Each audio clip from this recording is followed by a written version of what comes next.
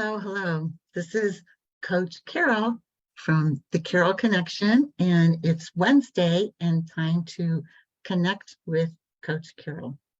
So I hope you can hear me better this time. I was having a lot of technical difficulties before, so hopefully this will go a little smoother this week.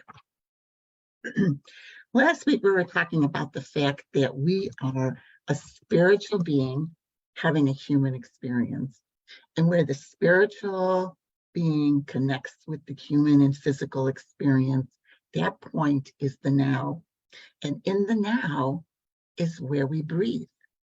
We can't breathe anywhere else. We're not in the past worrying about the past. We're not in the future worrying about the future. We're here in the now. And that's why the breath is so important, because the breath is how you get grounded into the now. So let's start by taking a deep breath through your nose and exhaling through your mouth, like you're exhaling through a straw.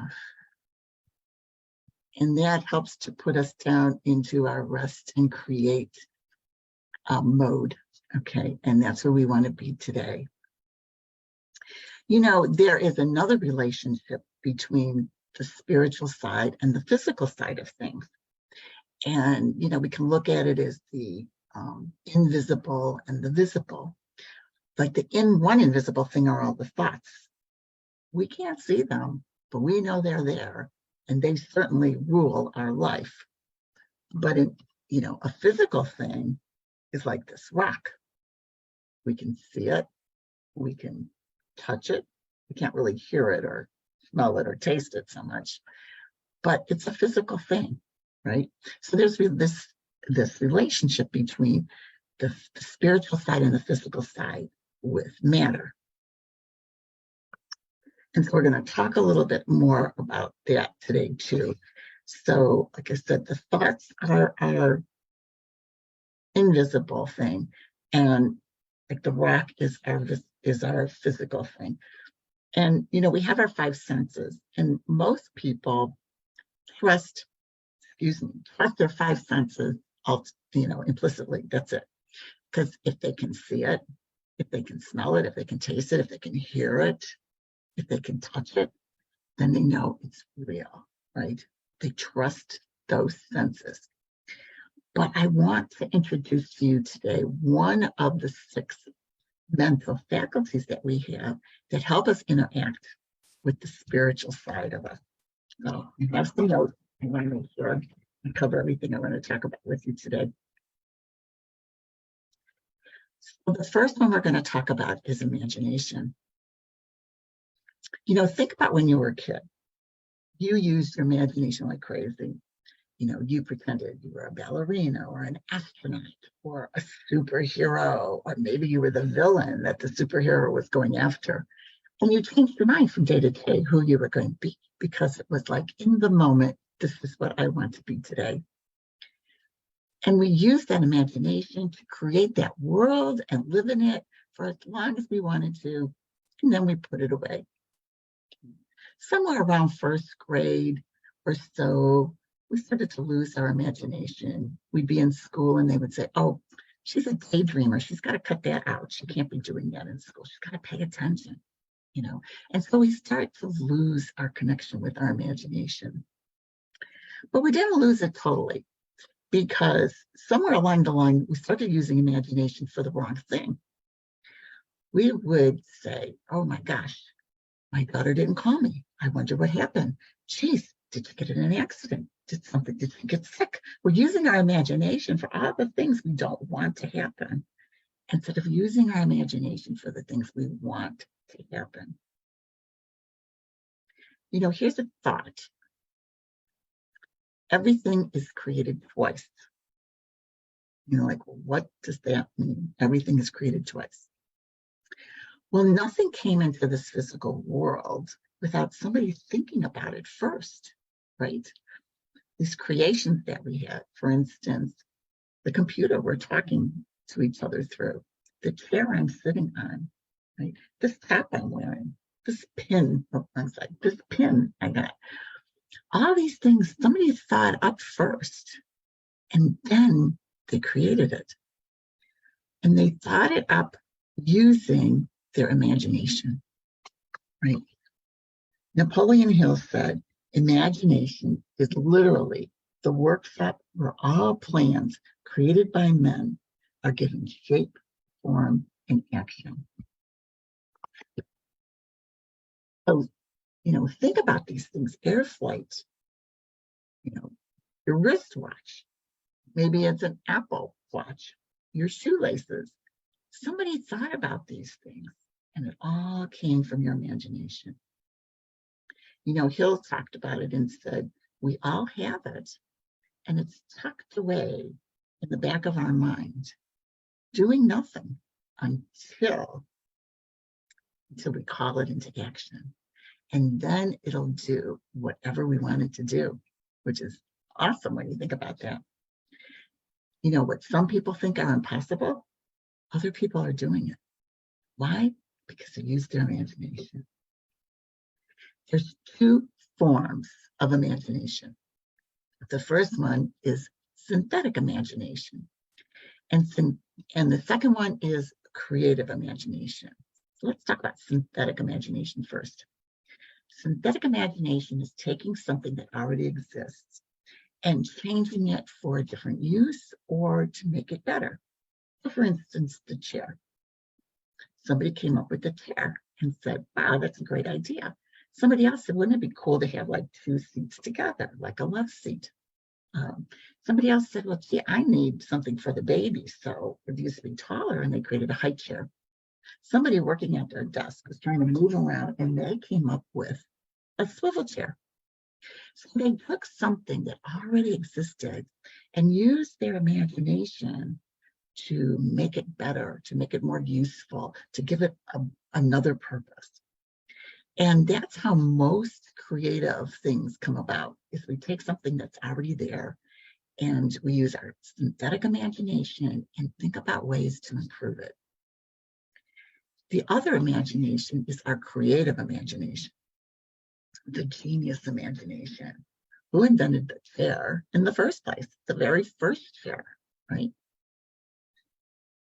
So this is where our finite mind as a man, woman, person has direct communication with the infinite intelligence, right?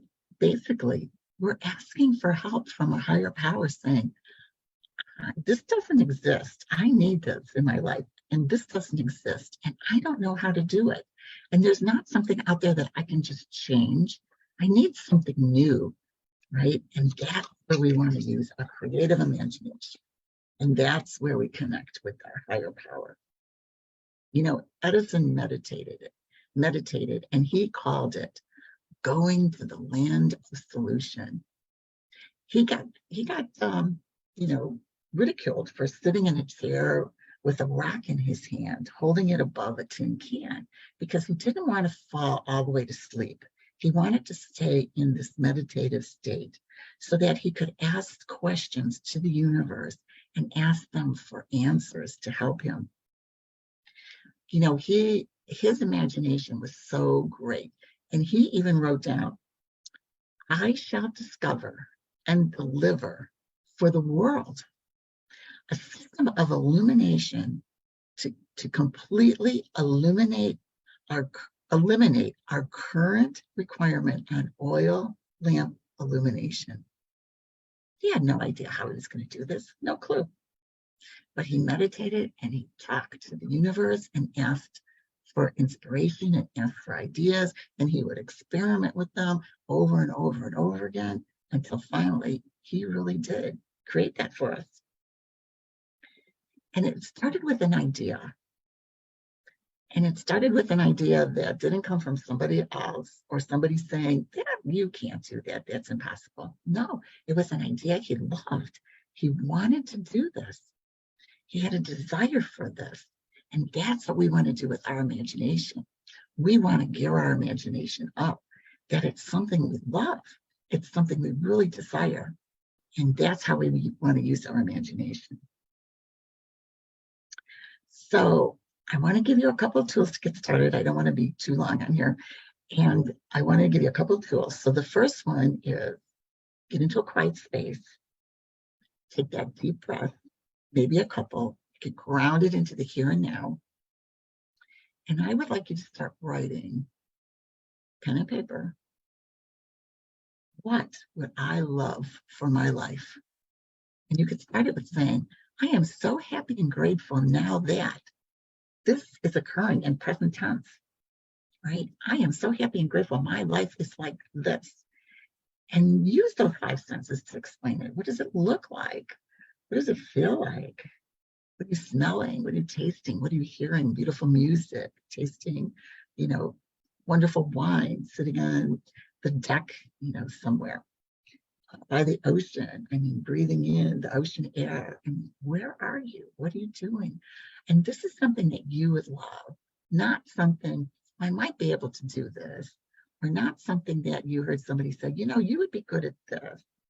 It's no one else's idea. Push everybody else's ideas aside and really focus on you and what you would love, and use that imagination. Ask your imagination for help and create something new and beautiful. And maybe even meditate and ask that higher power, how would I do it? Not the how. What would this look like for me? What could I really do and contribute and be and have, to be, right?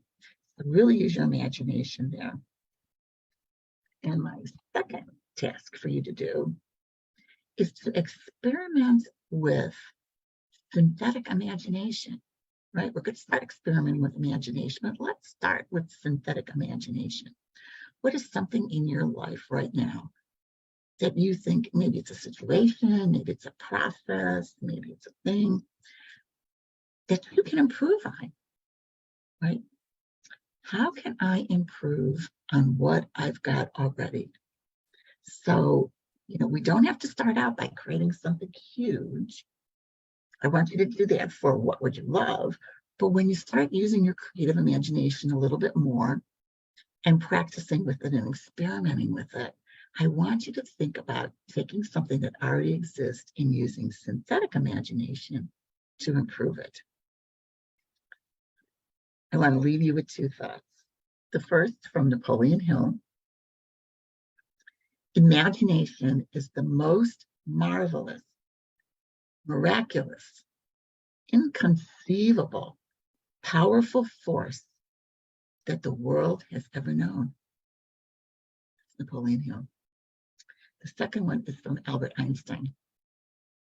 Albert Einstein said, imagination is more important than knowledge. For knowledge is limited to all we know now and understand, while imagination embraces the entire world and all there ever will be to know and understand. Albert Einstein.